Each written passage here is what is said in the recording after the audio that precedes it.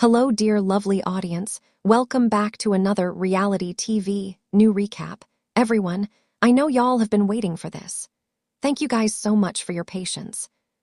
Jimmy Fallon has suffered a devastating family death that has hurt his family more than anything. Fans feel awful for him and are sending their good thoughts his way. This death has been hard on him and his family. Fans love Jimmy Fallon and think he is one of the best talk show hosts out there. So, this is hitting everyone hard since they feel bad for him. There is a lot to unfold and uncover. The Tonight Show is loved as he is a great host.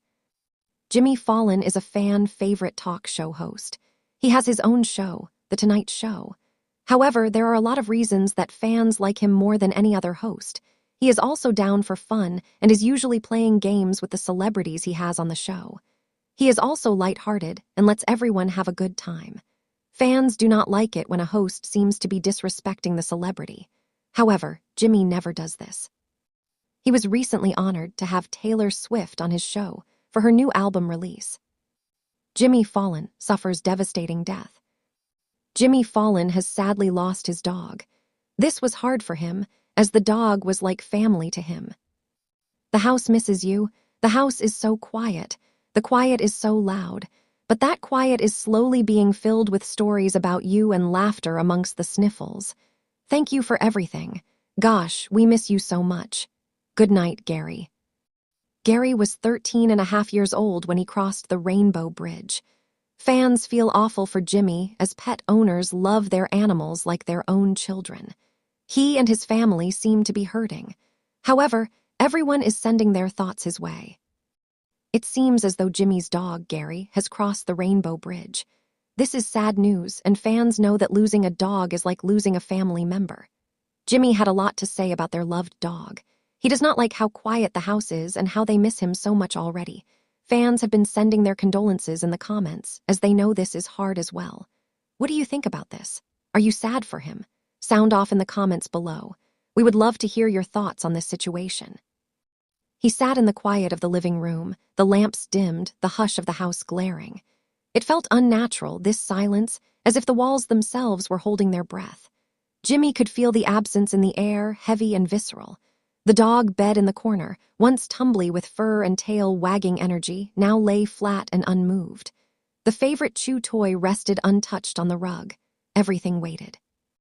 And Jimmy, he felt like he'd been cast out of a world he knew. Because for years, the little family unit had revolved, softly, lovingly, around a golden presence. She was our first baby, he'd written. He'd meant it.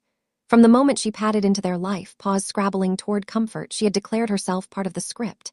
The therapist, the pillow, the big sister, the rebel, the party girl who jumped into the pool immediately after being shampooed. She wasn't a watchdog, Jimmy had joked. She would have let burglars in and even shown them where the bacon was. But jokes aside, she represented something deeper. A constant. A companion during uncertain years when Jimmy and his wife, Nancy Juvonen, were working through their own struggles and hopes of building a family. He said that she offered unconditional love during that time. Her arrival had been funny, surprising, and then she became essential. Now in her absence, Jimmy sat feeling orphaned. That animal had held the role of anchor in their home. She had nestled into birthday cards. The last name we signed on every birthday card, he wrote. She had been the quiet witness to the daughters growing up, to birthdays, pool days, late-night work sessions, sketches, monologues, the swirl of the TV show schedule. She had seen Jimmy at his best and his exhausted worst, and she had never asked anything of him. She simply loved. Loss like this isn't always loud. This one arrived quietly, creeping into the corners of the house. An absence of greeting bark, an empty space on the floor, a missing goodnight, I love you ritual. Jimmy wrote that the house is so quiet, the quiet is so loud, which is to say, the silence screamed. In the beginning, Jimmy might have tried to keep busy, had meetings, scripts to sign, guests to welcome. But every time he listened closely, he heard the echo. Where are you? The echo of paws that once skittered across hardwood. The echo of laughter at her antics. The bunny kicks in the grass, the tongue lolling, the spontaneous cannonball into the pool. He thought of his daughters, Winnie Rose Fallon and Frances Cole Fallon, who grew up with that golden retriever by their side.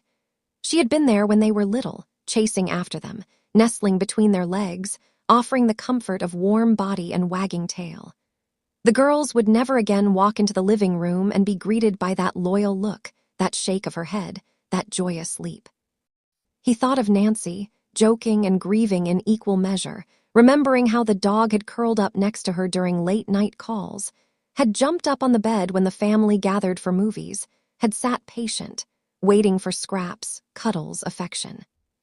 He thought of himself, trying to make people laugh for a living, while inside his heart felt heavy with grief, an irony he could not ignore. A man who wakes up each day to bring joy to others, now sitting in his empty house with a deep ache and no immediate place to put it. What does one do with grief over a loyal dog, he wondered. Do we call it devastating family death?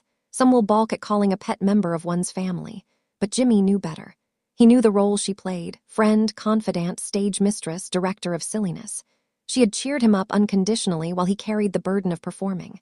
She had offered solace silently, calmly, without a microphone. He wrote, "Thank you for everything. Gosh, we miss you so much. Good night, Gary." And so the family mourned. They told stories. "The quiet is slowly being filled with stories about you and laughter amongst the sniffles," Jimmy said. "That is how you start. You remember. You tell about how she used to jump into the pool immediately after being shampooed, new-woo, then doggy paddle, then flop on her back and do bunny kicks. You recall how she leaned into you if she liked you, and she liked pretty much everyone. It was her style." Jimmy allowed the house to ache for a while. Every doorway felt emptier. Every chuckle that once included her now had a gap. But in that gap, something sacred begins, the family's memory. When the daughters look back, they will not just recall the dog, they will recall the joy, the weirdness, the comfort, the companionship, the way she could always make summer feel like summer. That meant summer to me. This moment in Jimmy's life is not full of big gestures or public performance. It is raw and unglamorous. It is the walking into a room and noticing how quiet it is, then choosing to sit down and say his farewell. It is scanning the photo carousel he posted online and reading the comments, fans, friends, celebrities reaching out with condolences. "I am so sorry to you and your family." He is touched, quietly humbled. He understands that connection matters, and this little dog provided more connection than most might expect. And yet he returns to work because that is what he does. He makes people laugh. He lights up the stage, but now he's a little changed. The laughs may come a little slower at first. The monologue may bear a hint of softness. The producer might sense it. The guest may feel the moment. But Jimmy knows, grief doesn't stop a show, but it does reshape the person who stands in the spotlight. In the coming days, he may adopt a new rhythm. Maybe there will be a new dog someday. Maybe the children will ask to remember Gary together. Maybe they'll plant a tree. Maybe they'll frame her collar. The home will fill again, not to erase the silence, but to accommodate it. To let the memory rest in the furniture, the carpet, the backyard. To let the story become part of the fabric. And Jimmy, in his own way, will speak to that absence. He already did. The Instagram post was more than announcement. It was love letter, eulogy, platform of truth. He wrote, "The house misses you. The house is so quiet. The quiet is so loud." There's honesty there. And there is hope. Though the puppy paws will no longer patter across the floor, the laughter that accompanied them can still echo.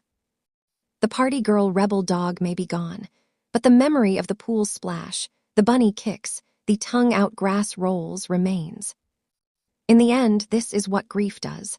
It reminds you of what was vibrant, of what you loved, of what you will carry. Jimmy Fallon loses a member of his family, a furry, warm, slyly mischievous one, and in that loss he is reminded of the heart and the resilience of his family.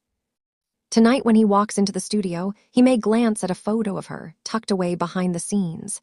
He may feel the hollowness for a moment, then take a breath, cue the band, greet the audience, and deliver the first joke. Because that's who he is, but also now a little changed.